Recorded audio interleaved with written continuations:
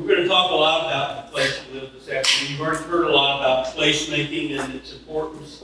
I'm going to take a bit of a different tack this afternoon. I mean, Cynthia is one of the leading experts in the country on placemaking. I couldn't even begin to match her expertise in this arena. But I'd like to talk a little bit about the politics and economics about this and how you convince your local elected officials and other community leaders that this is a good idea. I'd also like to talk a little bit about something else I call placekeeping, which is how do you keep what you've already got?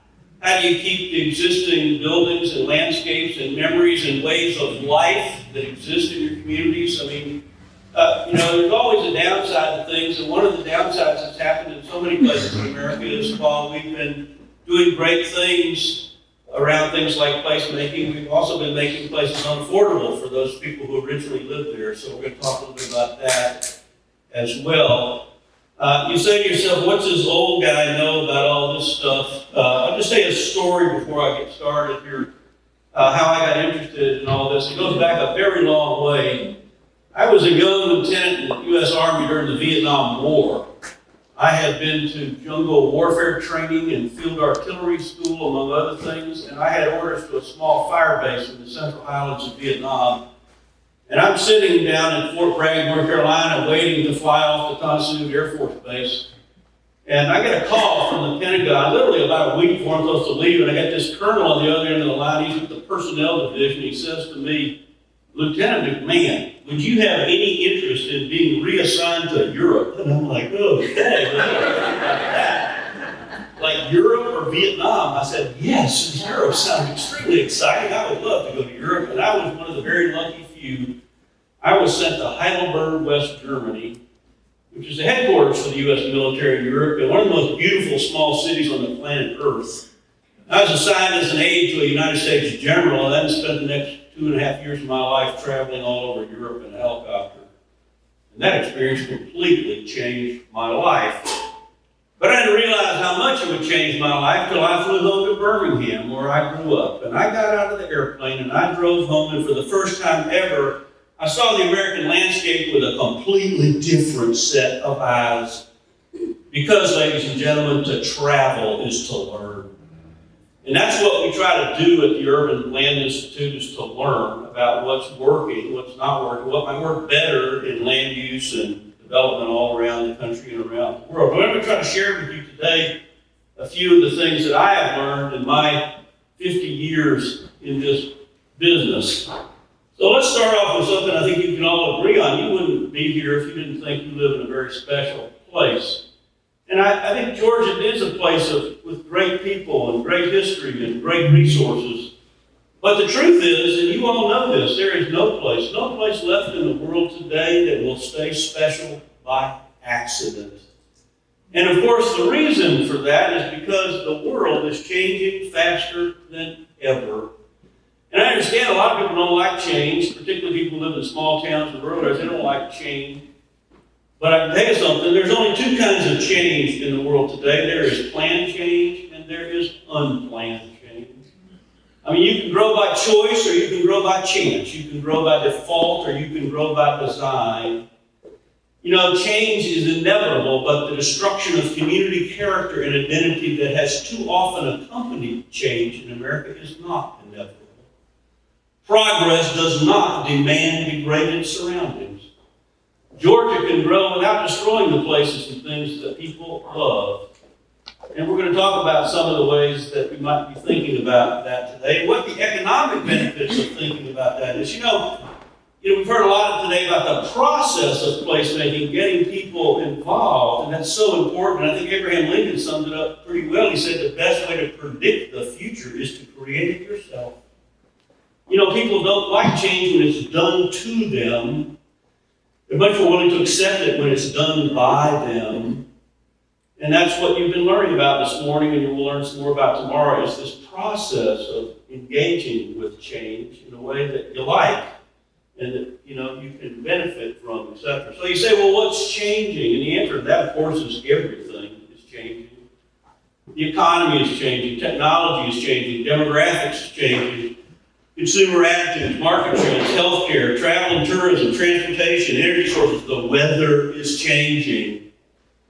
You know, it's so interesting. You go to a city like Houston that's had 3 500-year floods in the last 5 years. All of a sudden they figured out that, you know, maybe we shouldn't be building in the floodplain, for example. The world is changing, and you can either just let it roll over you, or you can prepare for that, and you know, in some ways it will be to your benefit as well. Growth, like economic development, is about choices. Should you be investing downtown, or should you be investing out on the highway? Should you be designing around cars, or should you be designing around people? Should you be encouraging infill and redevelopment, or you want to just keep building greenfield and sprawl outside of communities? You got lots of choices. Let's talk about economic development. It's also about choices. Should you be, you know, just trying to recruit, you know, some new industry you already have, elephant chasing, as we would call it, going after that one big thing, or should you look at what businesses you already have and how you might grow those existing businesses? When we talk about asset-based economic development, that's what we mean. And did you know that 70% of all jobs come out of existing businesses? They're not from new businesses. And you know, growth is also about this. That's my son. He's 41 years old now. But I like that picture because it reminds me of what you're all here about. Really, it's about our children. It's about our grandchildren. It's about the future. It's about preparing for the future. It's also about balance and harmony.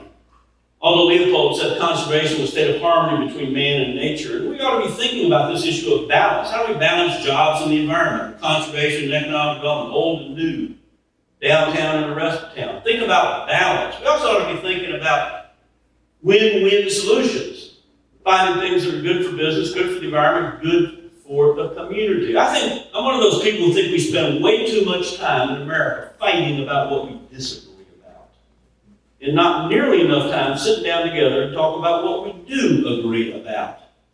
And when you sit down together in a community around a table and talk about what matters in your community, I can tell you, you can reach consensus. Because I believe firmly that most people care more about the place they live than the political party they belong to.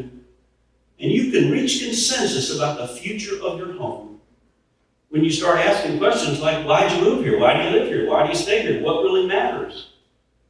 What could be better? What could we change? What could we leave alone? Sit down and talk to each other about all of those kind of things. You know, we heard earlier this morning about, you know, the way the world has changed. And, you know, when I was graduating from college, you get these recruiters who come and you'd interview people where they get the job. Today, young people figure out how they want to live first, and then they move there, and then they look for a job. That's happening all over the world. Then I think about economic development. So in Alabama, like, you know, a lot of southern states, I mean, our economic development model, particularly our rural economic development model, was let's just, you know, it was all about cheap land and cheap gas and low cost, you know, low taxes and low cost positioning. And then we kept, you know, everybody wanted to have that one big thing, which, you know, we've got a couple of those, but most communities ended up with a prison, a Walmart, and a solid waste disposal facility. And that was it. I want to tell you, the economic development model today is completely different. Today, it is not about shotgun recruitment, it's about laser recruitment. It's not about low-cost positioning, it's about high-value positioning. It's not about cheap labor, it's about highly trained talent. It's not about what you don't have, it's about what you do have. And, you know, quality of life is critical in a world where capital is split loose. People can live, work, invest, run a business anywhere in the world today. So, you know, quality of life turns out to be kind of important. I'll give you some examples of that in a few minutes. Successful communities are driven by an overall vision for the future, not by just transactions. I have a colleague, Tom Murphy, the former mayor of Pittsburgh. So he used to talk about how he'd have these developers walk into his office and say, have I got a deal for you? And he would say, okay, well then you tell me how your deal furthers our larger vision for our future of our city. And if they couldn't answer that question, he'd send them packing. But too many communities think it's all about one transaction after another. Successful communities know it's about a bigger vision that helps everyone. And I also want to suggest to you today that the most important infrastructure investment is no longer roads, it is education. Education. So, let's talk about this idea of place and economics. I believe that successful communities are distinctive communities. Some of you have heard this funny slogan they have in Austin, keep Austin weird. Well, it's interesting. They don't think that's just a funny slogan. They actually think that's an economic development imperative. And what it means is keep us on the cutting edge, keep us different, keep us unusual, keep us unique. The World Bank has a new publication out called The Economics of Uniqueness. For about 250 pages, they go on and they talk about, to make two major points. Number one is, as I've said already, if you can't differentiate your community from any other community, you will simply have no competitive advantage. I mean, we live in a nation with 25,000 incorporated towns, 3,000 counties plus. How do you set your town apart from every other town? And I want to tell you something, ladies and gentlemen, sameness is not a plus in the world we live in today. Sameness is a minus. And we'll talk some more about that in just a few minutes. And just think about the definition of the word distinctive. It means cool or extraordinary or original or special. Would you rather have a community that's described that way, or it's just a community that's common, ordinary, regular, standard, usual? Which one do you think would get more attention? Which one do you think young people might be more interested in or coming back to after they start to have kids? Joe Courtwright, who used to run this group called CEOs for Cities, used to say that the unique characteristics of a place may be the only truly defensible source of competitive advantage in the world we live in today. That's why your asset mapping exercise is so important. What do you have that nobody else has? Is it a river? Is it a stock of historic buildings? Is it a nearby forest? What is it? You can identify those things and then you build on those things because other people don't have exactly those same things. Mark Twain put it this way, he said, we take stock of a city like we take stock of a man. The clothes or appearance are the externals by which we judge. Let's talk about a community's front door. Its gateway. And just like we're meeting a person, the good first impression is important and the bad first impression is hard to change. You think you'd rather visit the town of Franklin, Tennessee, or would you rather go to the town of Midfield, Alabama? Which one looks more like a community with a sense of pride and a sense of place? Which one looks more like a community that you would rather invest time or money in? If you don't remember anything else I say this afternoon, remember this. The image of a community is fundamentally important to its economic well-being. And what do I mean by that? What I mean is that every single day in America, people make decisions about where to live, where to invest, where to vacation, where to retire, based on what our communities look like. What they look like. So let me give you a couple of examples. Let's talk about tourism for a second. Tourism is kind of important. It is the single largest endeavor in the world. It's the first, second, or third largest industry in every American state. And, so check out the official travel guide for the state of Oregon. Their slogan is, Oregon, things look different here. Can you imagine a state travel brochure that said something like, Georgia, things look the same here? Well, of course not, because who'd want to go, right?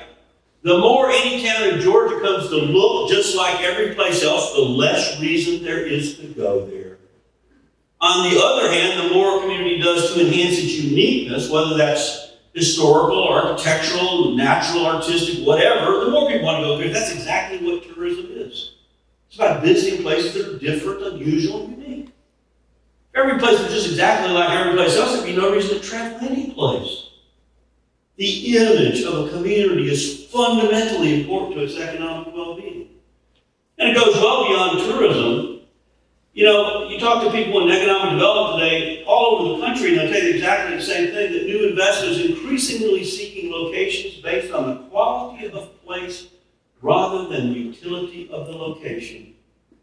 So it's not about rail junctions anymore. It's not about interstate exits anymore. It's about what kind of community you got, what kind of downtown you have, what the community looks like, what you're to do in that community, how much time would you want to spend there, things like that. You know, actually I was on a plane flying out west some months ago and I was reading an ad in Frontier Airlines magazine, and it was an economic development magazine ad for the town of Bend, Oregon. It was interesting because it didn't mention a thing about, low taxes or regulatory relief. You know what it talked about? It talked about their 107 miles of bike trail. It talked about their river and how you could go kayaking or whitewater rafting in their river, how you could go playing golf in the morning, go snow skiing in the afternoon. They talked about the quality of life. Then I start Googling around, I find this. Came from the place and the jobs that followed. It's interesting, there's a group called Sonoran Institute. They're out of Tucson. They primarily work in the Rocky Mountain West. They did this survey called Place Value, where they interviewed 1,000 business owners in 5 Rocky Mountain states.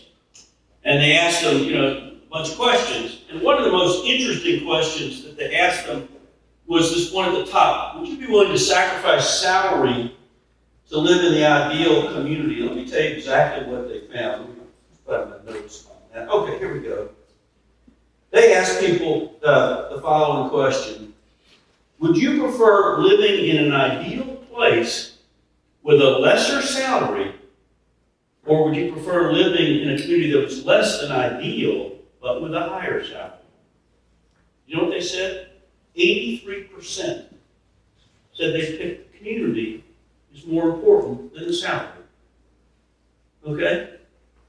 This is why we need to think about what is it about our community that's going to get young people to want to come there, to stay there, to come back, whatever it is. 83%. And then they found that of all the businesses these people had won, they moved there first. 70% of the business owners had moved to the community first and then started their business afterwards. After they moved there. It's interesting, the home builders even say that the place is now becoming more important than the product. So what do the home builders mean by that? Well, what they mean is that what's going on outside of a house has far more impact on the value of that house than what's going on inside of the house. In other words, the character of the neighborhood is going to have a much greater impact on the value of a house than like whether you have granite countertops or not. Okay, we've seen that all over the country. You've heard the realtors talk about location, location, location. They also say that, that things like, I don't know if you know who Mick Cornett is. He's the Republican mayor of Oklahoma City, the head of the Republican Mayors Association. He likes to say that economic development is really the result of creating places where people want to be. And that's what this workshop is about figuring out in your community what kind of places you can create that people will want to be. Places that will bring people together. And it's interesting, the Knight Foundation, which grew out of the Knight Ridder newspaper chain, did this public opinion survey a few years ago. They came up with this study called the Soul of the Community Study. And what was interesting was they found that communities with the highest levels of attachment to place also had the strongest economies. And then they said, well, what is it that attaches people to place? And number one was social offerings. In other words, places to meet and mingle with your friends and neighbors. It might be a library, it might be a coffee shop, it might be a pub, it might be a recreation center, something. In other words, have places where you can get together with your neighbors. Openness, how welcoming a community was to newcomers. Now that was interesting because I was in a city, and I'm not going to tell you the name of it some time ago, and somebody said to me, we're very welcoming to people who aren't different. Well, let me suggest that the most successful communities of the future will be those communities that are open to everybody, not just people who aren't different. And the last thing they found was community aesthetics, what a community looks like. Physical space, green space, it's aesthetics, etc. I have a friend, Doug Skelball, used to be the dean of the University of Michigan School of Architecture. He sums it up pretty well. He says, if a building, a landscape, or a city is not beautiful, it will not be loved. If it is not loved, it won't be maintained and improved. In short, it won't be sustained. People are always talking about sustainable development, and they want to know about all the new technologies and energy efficiency and driverless cars and all this. And I work on that kind of stuff. But if you actually look up the definition of sustainable in the dictionary, it will tell you it means enduring. Enduring. A sustainable community, ladies and gentlemen, is a place of enduring value. A place of enduring value. A place you love, a place you'll take care of, a place you'll maintain. All right. Talk about a few things. I can talk about lots of different things, but I want to touch on a few very important things from an economic development standpoint. Let's talk about downtowns first.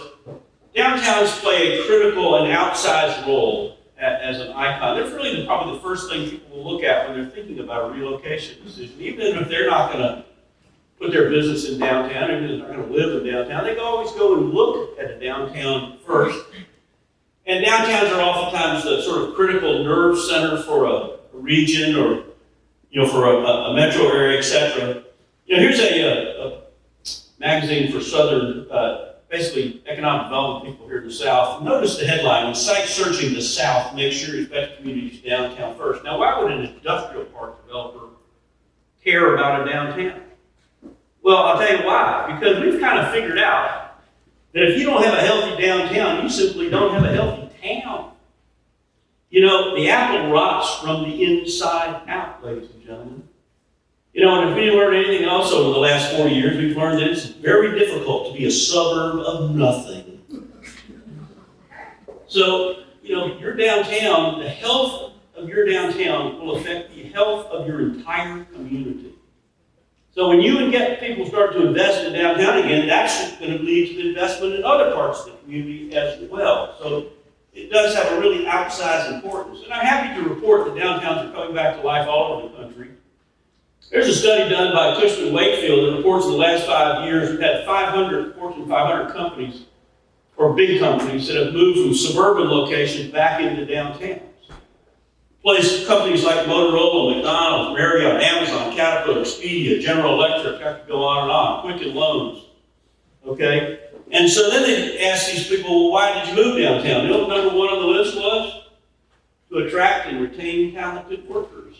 To attract and retain talented workers. To build brand identity and corporate culture. To support creative collaboration, etc.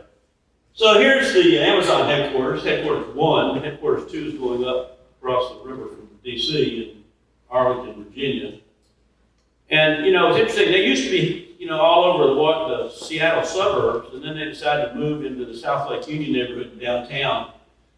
And, it used to be there was only one way to get to work at Amazon. It was called drive your car. Now, of course, you can still drive your car to Amazon, but you could take the train, you could take the ferry, you could ride your bike, you could take a bus, or you could walk, because it's in a walkable mixed-use neighborhood.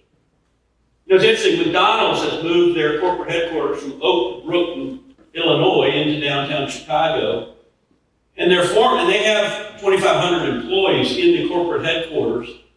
And they were in this office park in Oak Brook that had 4,000 parking spaces. They've moved downtown, they have 250 parking spaces, not because they have fewer employees, they have the same number of employees, but they're sitting on top of 2 transit stops.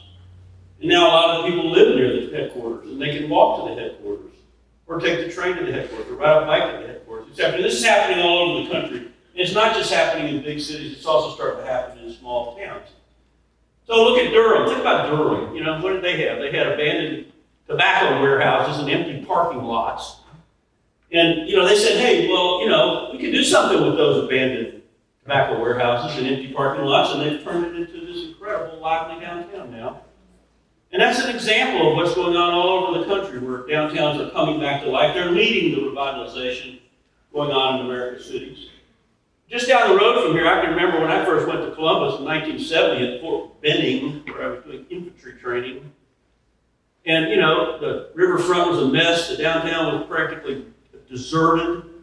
They had all these abandoned textile mills all along the waterfront. You go there now, they got one of the great river walks in America. You can go whitewater rafting in downtown. They've brought Columbus State University right into downtown. Thousands of students going to school in downtown.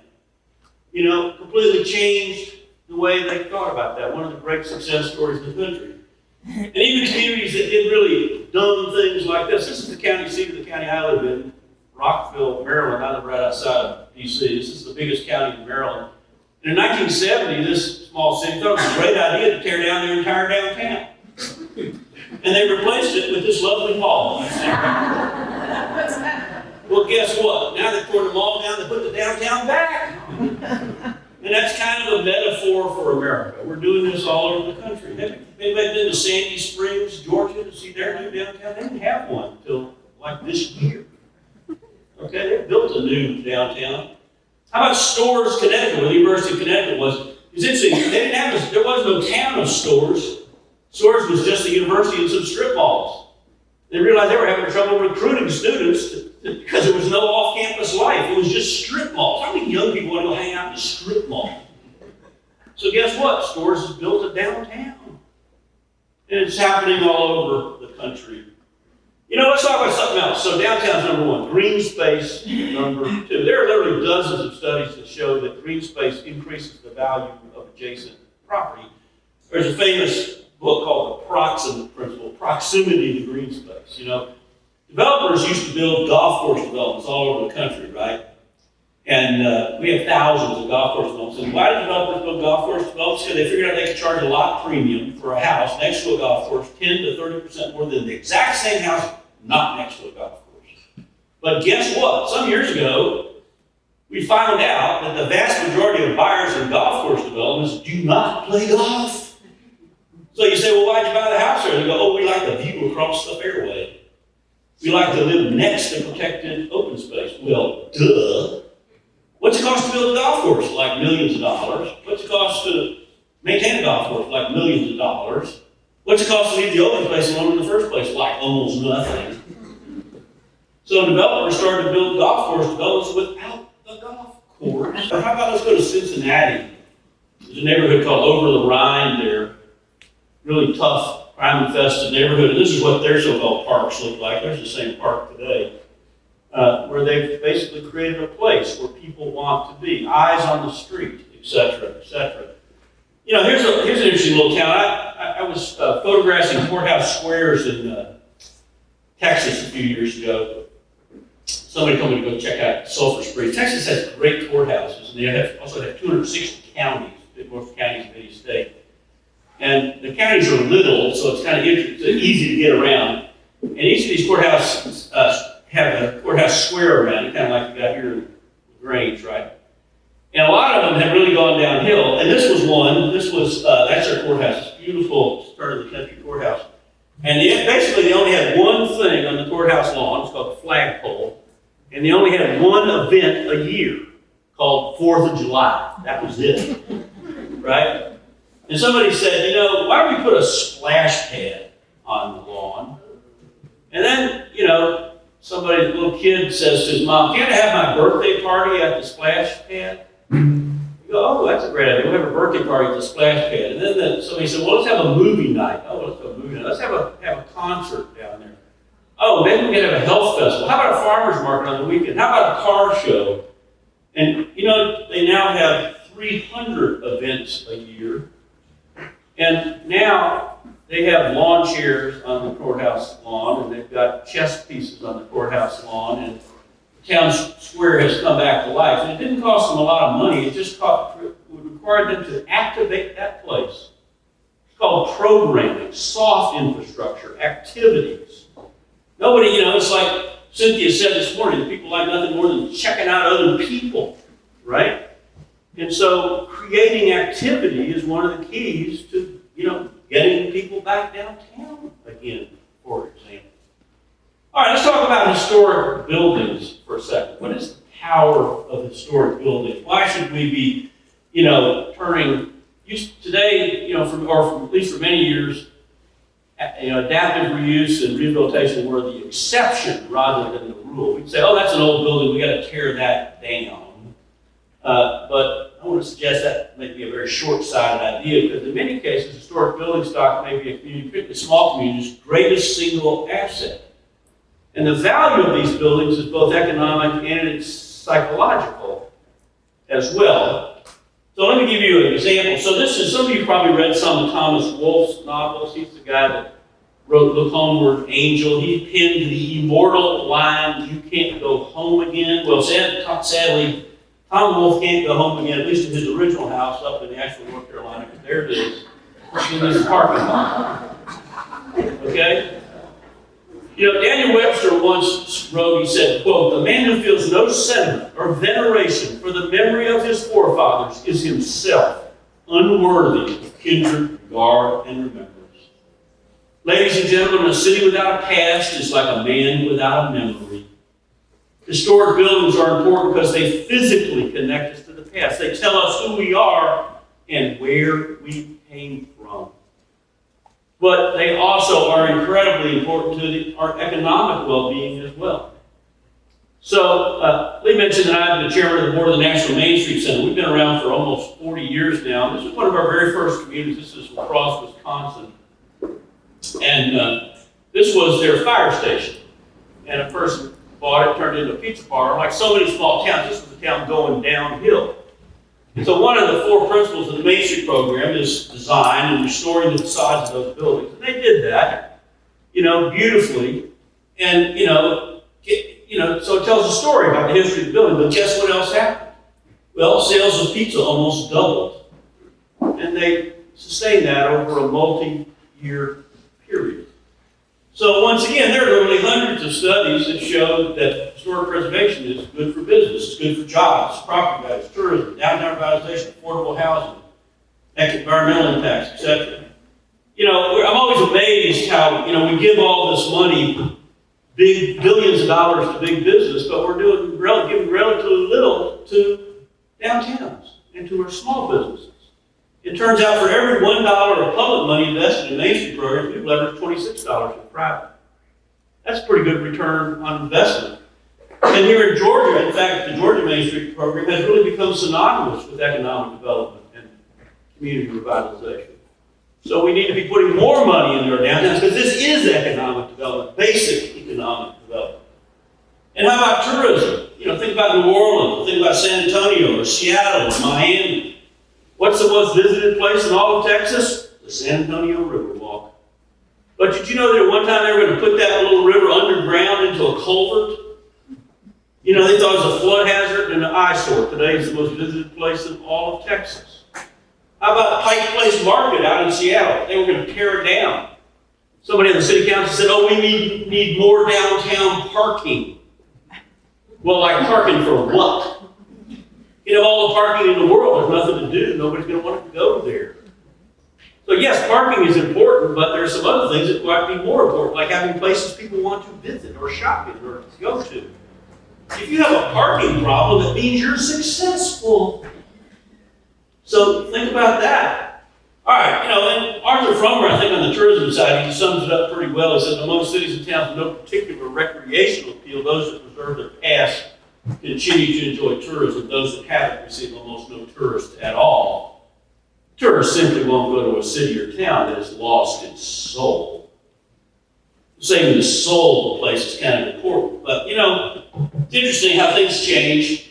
We do a report at the Urban Land Institute every year called Emerging Trends in Real Estate. And we interview thousands of financiers and developers and bankers, people all over the country, and we talk about where real estate's going, what product types people should be investing in, where cities are the best markets, etc.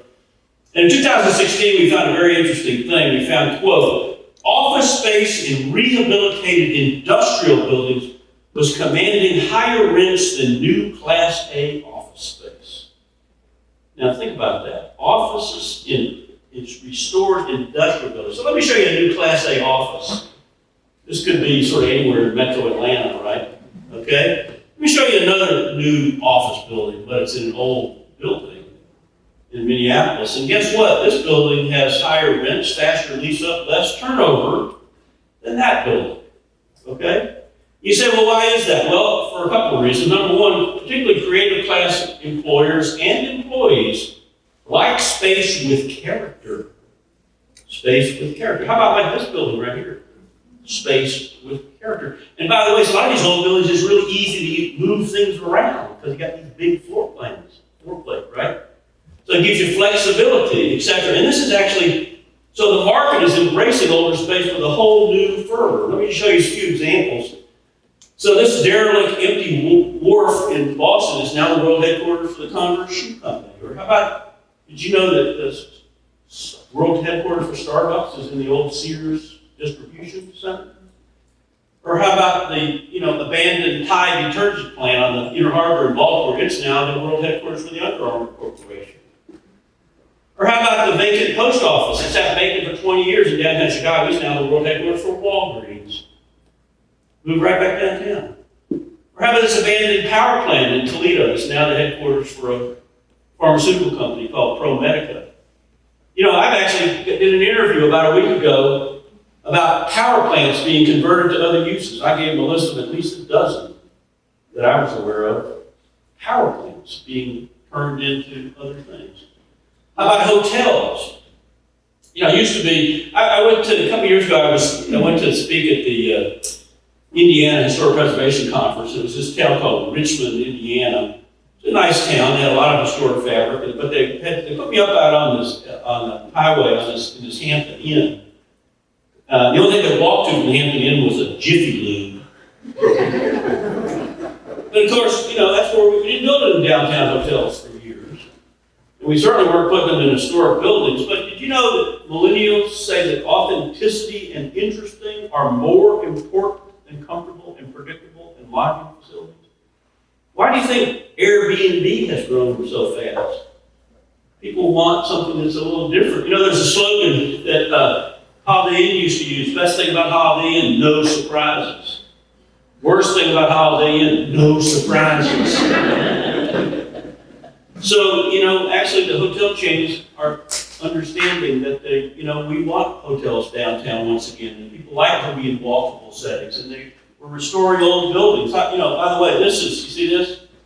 That's a Hampton Inn in Lexington, Virginia. It's in an old manor house called Palo Alto Manor. That's a Fairfield Inn in the little town of Keene, New Hampshire. But these are just a couple of examples. So the abandoned, we had our party at Main Street, we had in Milwaukee at the former Pabst Brewery, which is now a hotel called Brewhouse Inn and Suites. Did you know that the State Mental Hospital in Buffalo is now a fancy hotel? They've replaced the patient rooms with guest rooms. And every state, of course, has an old, state mental hospital. How about the former Bexar County Jail in San Antonio, which is now a Holiday Inn? And by the way, even in small towns, so the John Deere factory, which closed up out in Waterloo, Iowa, it's now a new Courtyard by Marriott. And I'm glad to see the Courtyard in downtown here in the Grange. That wouldn't have happened 20 years ago. But they understand where the world is going. The world is changing. Consumer attitudes are changing. Market trends are changing. So, Lancaster, Pennsylvania now has 2 hotels in old factories. One is the Cork Factory Hotel. Or how about the abandoned silk mill in Petaluma, California? It's a Hampton Inn. And I could go on and on and on. So here's a question I want you to think about. I think most of you are probably in favor of preserving the best of the past. But ask yourself this question: what are you building today that will be worth preserving in the future? What buildings will your grandchildren and your children fight to save 50 years from now? Kind of an important question, because 80% of everything ever constructed in America has been built since the end of World War II. 80% of everything. And a lot of it is just plain junk. It's like this Kentucky Fried Chicken franchise you see here. They replaced a house, similar to the one you see in the background. It's also important because, as Winston Churchill once said, we shape our buildings and then our buildings shape us. So one of the things I want you to think about, is how you get new construction that can enhance community character. Now, a lot of what placemaking is about reinventing public spaces, but I want to suggest to you, you can also reinvent privately owned spaces, but you have to engage in a conversation. Just like we're talking about public spaces, you need to talk about what kind of community buildings you want. Now, some of you may have heard of Bob Gibbs. He's one of the leading retail consultants in America. And what he likes to say about franchises is that when a chain store developer comes to town, they have 3 designs: A, B, or C, ranging from anywhere USA, which means like unique, specific to your community, to just off the shelf, to anywhere USA, which is mostly what we've gotten for the last 20 years. And then he goes on to say, which one gets built depends heavily on how much pushback the company gets from local residents and officials about design and its importance. So let's talk about chain drugstores for just a second. Like a Walgreens or a CVS or a Rite Aid. You know, we've gotten tens of thousands of new chain drugstores in the last 20 years, and they typically come in and want the maximum corner in a downtown, and they tear down a bunch of historic buildings, then they suburbanize the corner by putting parking all around the building.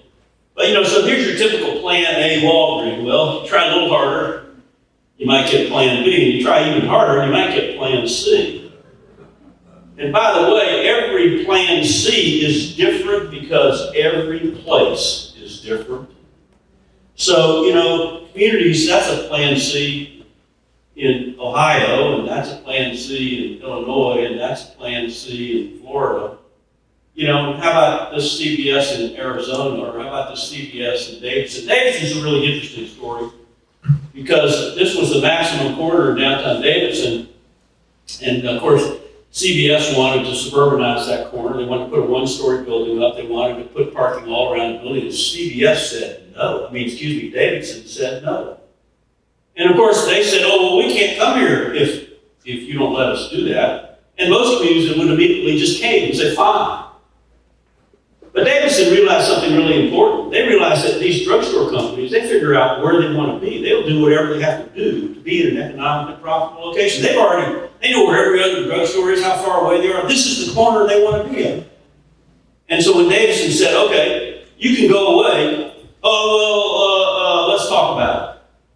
So they go, well, we want old brick. Okay, we'll give you old brick. We want 2 stories. We don't do 2 stories. Well, you're going to do 2 stories if you come to Davidson. Guess what? Their regional headquarters is upstairs now. Okay, and they put the parking, where's the parking? It's behind the building. Okay? And this is going on all over the country. There's a new CVS in Lancaster, Pennsylvania, and I could go on with this. How about this brand new Rite Aid in Camden, New Jersey? It looks like a New England style building. Why? Because it's in New England. You know, so, but this is what we've done for years, right? You know, strip mall coming soon. And this is why our downtowns for years, you know, we would invest all this money trying to get the downtown going again, but we wouldn't do anything to slow down all the junk on the edge of town, so it just sucked life out of downtown. But the market has changed, ladies and gentlemen. I want to tell you that the future belongs to town centers and main streets and mixed-use development. Strip retail is retail for the last century. And I want to tell you some of the reasons why that is. First of all, have you heard of something called e-commerce? You heard of Amazon? What that means is people are shopping online today, which means all stores, all big box stores are getting smaller. And they're getting fewer. And we're overbuilt out there because that's the only place we built for 40 years. Did you know that we built retail space before the recession 5 times faster than retail sales for 15 years? So you'd open up one store and cannibalize the next one, open up another one, cannibalize the next one, etc., etc.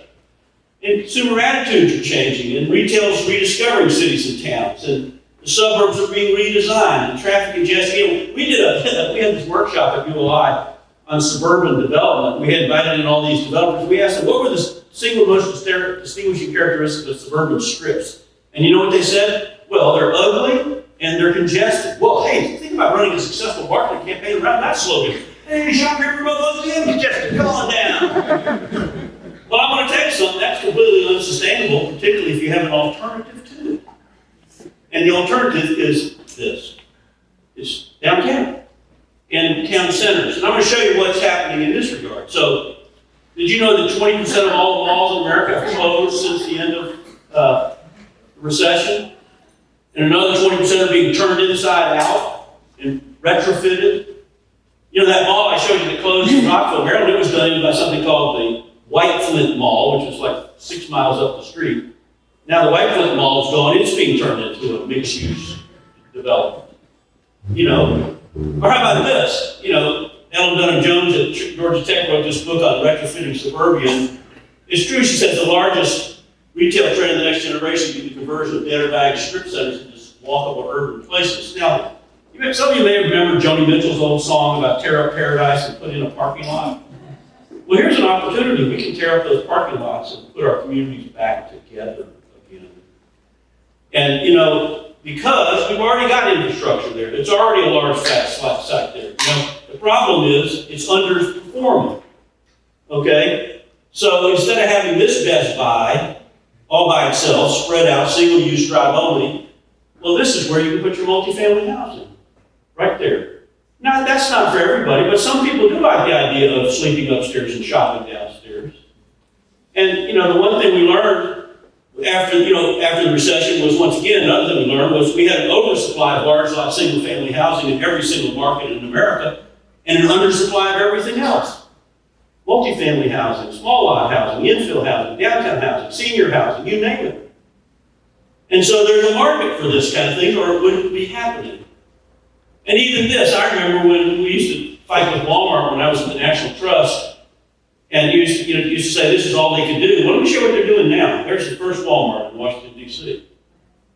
It's in a 5-story building. It has 200 apartments on top of the Walmart. There's a swimming pool on the roof. There's escalators inside. There are real windows that let real sunlight onto the floor of the Walmart. And you say, where's the parking?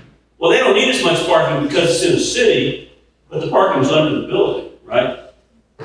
And so here's another Walmart. That's our second Walmart. We have 3 now. They're all like this. But this is going on all over the country. There's a Target in Minneapolis, and there's a Target in Stanford, and here's the new Target in Chapel Hill. And how about Bentonville? You say can't do it in a small town, or you want to bet? Okay, so this is the main square in Bentonville, okay? Go down 1 block, you will see their new Walmart. There it is.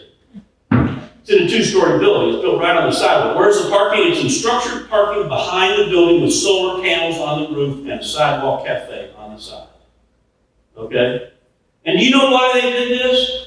Because they figured out they couldn't get people to move to Bentonville, Arkansas, unless they created a real town with a real sense of place. And so the Walton Family Foundation has spent $500 million creating a place in Bentonville, Arkansas. All right.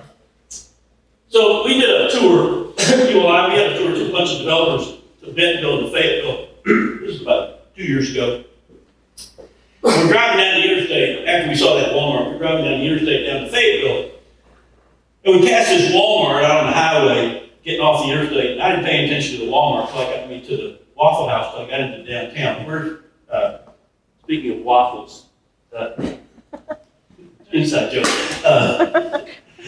So I saw this Waffle House on the highway and didn't pay attention to it. Then I get into downtown, there's another brand new Waffle House in a 4-story building sitting right on the sidewalk. And I said, that's interesting. I've never seen a Waffle House in a mixed-use building before on a downtown square. And so I said, wonder if the city knows anything about that Waffle House. And so I go over to the city hall, and I track down the planning department. I go in there and say, hey, you guys know anything about that Waffle House? And they go, sure, we do.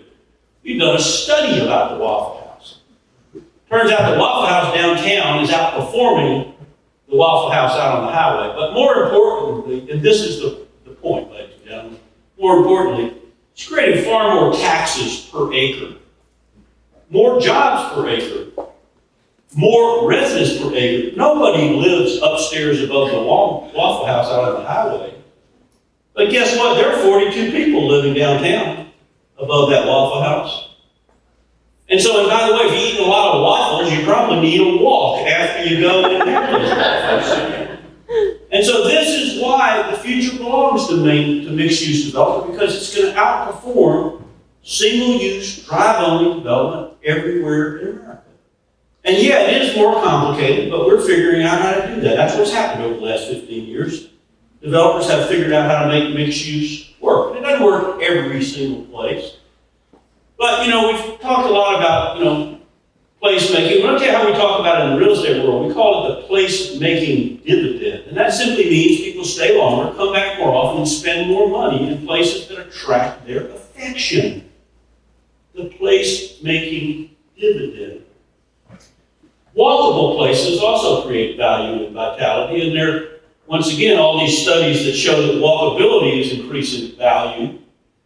How does it increase value? Well, turns out if you live in a walkable neighborhood with blocks, people walk on average 10 minutes a day more than if you live in a neighborhood with cul-de-sacs. Not because somebody's telling you to walk, but because If you live in a neighborhood with blocks, people can just go out and go for a walk, go around the block, right? And then go for a different direction around the other block. If you live in a cul-de-sac, you just walk up to the end of the cul-de-sac, back and up and back and up and back. And who wants to do that, right? So people don't, right?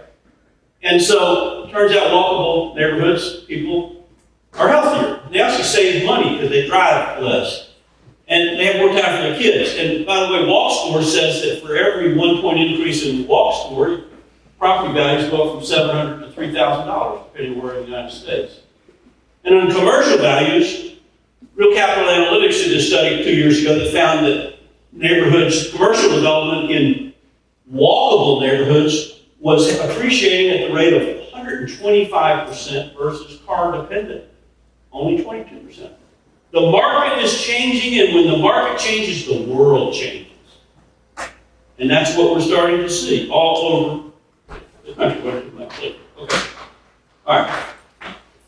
So I don't want you to think that, just because you can get a better big box, I want to suggest you might also want to think about how to support some local businesses. And why is that? Because for every dollar you spend in a big box like a Walmart, most of that dollar is going to Bentonville, Arkansas. You spend $1 in a locally owned store, it will recirculate through your community at a rate 3 times greater than $1 spent in a national chain store. Because the local business has a local attorney, a local accountant, a local ad firm, et cetera, et cetera. And so there's lots of reasons to think about supporting independent small businesses. And I want to just suggest to you that what we really want to be thinking about is how small steps and small businesses and small deals and small developments can add up to big impact. And I think that's the way you got to think about it, particularly in smaller towns. You're not going to hit the home run overnight. And I also want to suggest to you that it's possible to do good infill development and all the missing teeth we have in our small towns. So by the way, that's a new Dollar General in downtown Bennington, Vermont. That's a CVS. I showed that one at Davis. A New Hampton Inn in downtown Fairhope. New senior housing in Madison, Georgia. And these are all the kind of things that we've got to be thinking about how to get them back into downtown. Make it easier to put them there, et cetera, et cetera. All right, I want to end on this. This is what we've been talking about most of today, and I want to just reinforce some things we've already talked about earlier today. Successful communities have a few things in common. First and foremost, they always have a vision for the future. Now, some people might call that a plan, and I know that people in the South, there are some people who will tell you they're against planning. And I hear that when I go home from Alabama from time. Now I'm against planning. And I say, okay, well then you tell me the name of any successful organization, institution, corporation, or community that doesn't plan for the future. Failing to plan simply means planning to fail. As the book of Proverbs says, without vision, the people will perish. And successful visions always begin by inventorying your assets.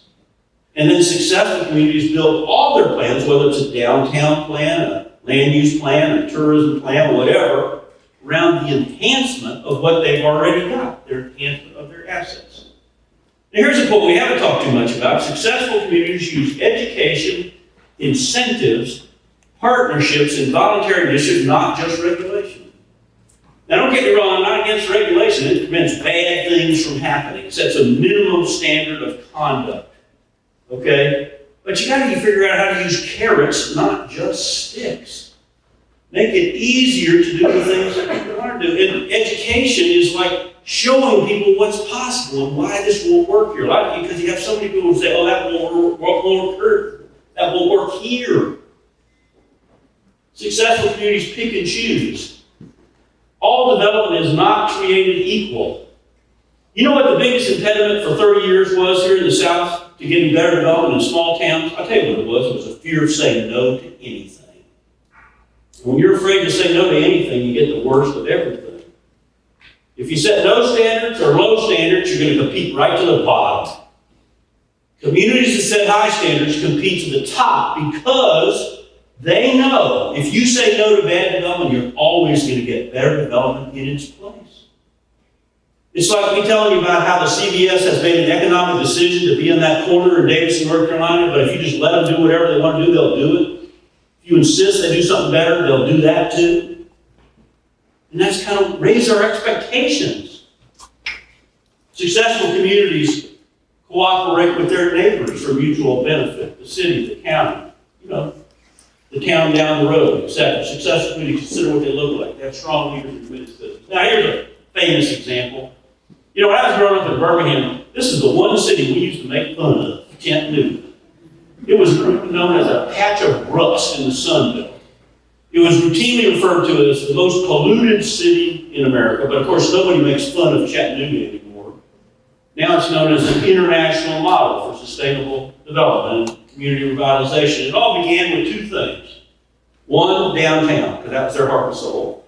And second, the Tennessee River, because that was their most important natural asset. And when they started, that was what all of downtown Chattanooga looked like, just one empty boarded up building after another. They decided not to start with the hardest project first, not to start with the biggest project first. They started with the smallest project first, because they said nothing succeeds like success. We need to build a sense of belief that we can do these things. And if you start the hardest thing first, people get, oh, it won't work, and it sometimes won't. So, little projects led to bigger projects, like this one. And then they said, they created the first land trust in the South, the Tennessee River Gorge Trust. That's 15 minutes from downtown Chattanooga, and that's all been preserved today. If they could save their view and get a tax break, too, by placing land under conservation. And then they said, let's build a river walk all on the river. And, it was kind of expensive when they first proposed it. $25 million in 1972. And a lot of people saying, oh, we can't afford that, it costs too much. But did you know that is the most successful park ever built in Tennessee? It's leveraged over $1 billion in adjacent investment. And did you know that because they were able to come up with a vision like that, they were able to do some pretty remarkable things like this? This is the Walnut Street Bridge in downtown Chattanooga, the obsolete highway bridge. Tennessee DOT was very anxious to tear this bridge down. It actually set aside millions for its demolition. And Chattanooga, because they had a vision for the future, said, no, give us the money and let us turn it into the nation's longest pedestrian bridge. And that led to the revitalization of neighborhoods on both sides of the bridge. Let me show you a small town example. Welcome to Susan City, California. 1989 was voted the worst place to live in Northern California.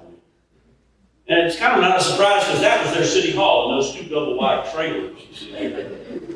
This was the only city hall in California you had to register with the Department of Motor Vehicles. But public buildings are kind of important, right? And they were always our most beautiful buildings before World War II, whether it was the courthouse, the library, the public school, you name it. They're almost always in our downtowns. And then you know what we decided starting by 1960? We decided that cheaper was better. And you know what we've learned from that experience? We've learned that cheaper is simply cheaper. And you know what they said to themselves in Susan City? They said, why would anybody invest in a community that wouldn't invest in itself? And so they said, we need to set the example. And so they built a new city hall right on that same spot. And that began a decade-long turnaround in that town. So by 1999, they were voted one of the best places to live in Northern California, but it all began with an investment in themselves. Let me show you a small town example here in the South, Port Royal, South Carolina, the gateway to the Parris Island Marine Corps base. This was a funky little town going no place. This was their city hall. Okay, well, let me show you what they've done. Here's their new city hall, right here. Looks like it belongs in a small southern town, right? And what's happened is, and interestingly, this developer found a piece of land on the edge of town, and he decided to extend the street grid into this property, and he didn't put a bunch of cul-de-sacs in there. He simply put in new blocks. And then he went to a local architect and said, could you design some new houses for me that look like old South Carolina houses? And they said, yeah, sure, we can do that. So he designed these 41 new houses, and they all sold in 6 months. And this development changed this town forever for the better. Now they have 41 new families living downtown, and so everything starts to change. And here's what their downtown used to look like. It was one boarded up empty building after another. But now you got 41 new families living in the downtown, basically, and they go, hey, well, why can't we do something with those buildings? So one by one, they start restoring them. And then they had this little elementary school, and the school board says, well, the school's too small. We've got to have to tear the school down, move out to the highway. And they go, why don't you put an addition on the school, then all the kids could walk to school and just keep the school downtown? They go, oh, didn't think of that. So they put the new addition on, and now everybody's, they walk to school. And then the post office said the same thing. Oh, the post office is too little. we're going to move out to the highway. And they go, no, you're not. Our vision is we're going to have a strong downtown, and the post office needs to be in downtown. So we'll find you a site, and you're going to build us the nicest looking neoclassical post office in the South. And they did that because they had a vision for the future. Successful communities inventory their assets. You heard a lot about this morning, about inventorying assets. Well, sometimes the assets are pretty obvious. Welcome to Jackson, Wyoming. World-class scenery. Unparalleled wildlife resources. Or how about welcome to Annapolis, Maryland, an incredible architectural and historical legacy. But sometimes the assets of the community are not very obvious. Welcome to Lowell, Massachusetts. 1980, it was a dying industrial city. Had an unemployment rate of 28%. Thought it had no assets and no future, but what it had was abandoned textile mills. And it had a vision for the future of reusing those mills. And today they've reused all of them. They've turned them into housing and luxury apartments and condos and affordable housing, and the University of Massachusetts at Lowell, and into retail and restaurants, and I could go on and on. Or how about this, the abandoned torpedo factory in Alexandria, Virginia. Now it's the single most successful art center in the eastern United States. 100 working artists in that building, attracting 4 million visitors every year. Okay? Or how about Columbus? You know, probably you don't remember when they had this terrible flood on the Chattahoochee River. You know, they didn't think they had anything until they said, let's build a river walk. We build back, we're going to build back better. Adversity can breed opportunity if you do it right. And, you know, how about Paducah? They said, well, maybe we can turn our flood walls into art galleries that tell the story of our community. Or how about Memphis that took this abandoned brewery that was literally weeks away from being torn down, and now it's an incredibly successful apartment and mixed-use development. Or how about even in Akron, Ohio, where they, you know, the Quaker Oats Company had their headquarters. They were moving out. They were going to tear down their grain elevators. Somebody said, no, let's turn it into a Hilton Hotel and make that the centerpiece of the Quaker Oats redevelopment project. Or how about this abandoned rail line through the center of Tacoma, Washington? Now it's the heart of the new campus of the University of Washington at Tacoma, which is restored in all those historic buildings along there. That's the campus. Okay, they can move it out to the highway somewhere. Or how about this abandoned rail bridge over the Hudson River, 280 feet above the river? Highest bridge over the Hudson River in a town that was really suffering. Now it's a state park, attracting 800,000 visitors a year.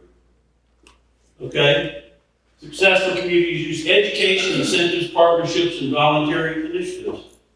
Why do we educate? In order to reduce the need to regulate. Why do we educate? Because people won't embrace what they don't understand.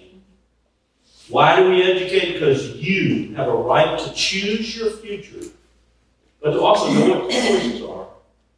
And that's what these workshops are all about, is helping you to understand what some of your choices are. Successful communities need to use incentives, carrots, not just sticks. And there's a lot of different incentives besides free Cokes, although that might be something to think about. But let me show you a couple of examples. So maybe things like expedited permit review for downtown development, or property tax credits, or TDRs, or off-site mitigation, or stormwater credits, or code flexibility. You know, there's all kinds of things. That's a worthwhile thing for all local governments, is to sit down and think about how you might use all the different incentives you could come up with in Georgia to make it easier to get the kind of development you want, and harder to get the kind of development you don't want. Here's an example. So this is the Lone Star Brewery in San Antonio. It sat vacant for 20 years till they used an historic preservation tax credit to turn it into a world-class museum of art. Or, you know, voluntary initiatives. You can start planting trees along the gateways in town tomorrow. Just get the National Guard and Boy Scouts to work with you. That's a voluntary initiative. Let me show you. You guys know that there were no utility wires running through Gettysburg Battlefield in 1863? You guys know that? Well, guess what? They're all gone now. Because of a partnership between the borough of Gettysburg, Adams County, the state of Pennsylvania, the Ted Turner Foundation, the National Park Service, collectively worked together to bury all utility wires through the middle of America's greatest battlefield. How about Yazoo City? This is interesting. So some people from Yazoo City, Mississippi went to Ireland on vacation. They heard about a program in Ireland called the Tidy Town Program. The Tiny Town program, among other things, just passes out free paint to downtown business owners. Free paint. Came back and said, hey, that's kind of a cool idea. They painted their way back to vitality in downtown Yazoo City, Mississippi. Okay? Or how about this one? You know, we heard about, 80% of public space in America are streets, right? So that's a typical street in a town in California. Let me show you the same street today. They use federal highway money, they use state money, etc. Turn it into a complete street. And by the way, what's it done for businesses along the street? Well, businesses practically doubled. Successful communities pick and choose among development. This is what the gateway to Lexington, Virginia used to look like, but here's what it looks like now. But they passed a sign ordinance. They said, we're not going to accept any more of these junky signs all along our streets. Okay, success, leadership is important, but often unappreciated. I love this quote from the movie Monty Python, who said, speaking about the Romans, he says, apart from sanitation, medicine, education, wine, public order, roads, irrigation, public health, and a freshwater system, what have the Romans ever done? And the point of this is, if you don't care who gets the credit, you can get a lot done in your community. And give everybody the credit, right? And it doesn't take a lot of people to change the community. It's always taken a few people who are really willing to stand it up and work hard to see that things get done. And I understand it is not always easy getting things done in small towns in the South. Welcome to Buena Vista, Virginia. Doesn't this sum up life in lots of small towns like home of 6,000 happy citizens and 3 old grouches? Now, And every one of you is from a town that will have people that will tell you that whatever you come up with won't work, costs too much, done and tried it already, all that kind of stuff. And no is a powerful word in America. But I want to tell you a more powerful word, yes. Yes, we can make our town a better place to live in, to look at, to work in, to visit. A pessimist sees difficulty in every opportunity. But an optimist sees opportunity in every difficulty. Ladies and gentlemen, you can grow without destroying the things that people love. Progress does not demand degraded surroundings. A vision counts, but implementation is priceless. Thank you so much for having me.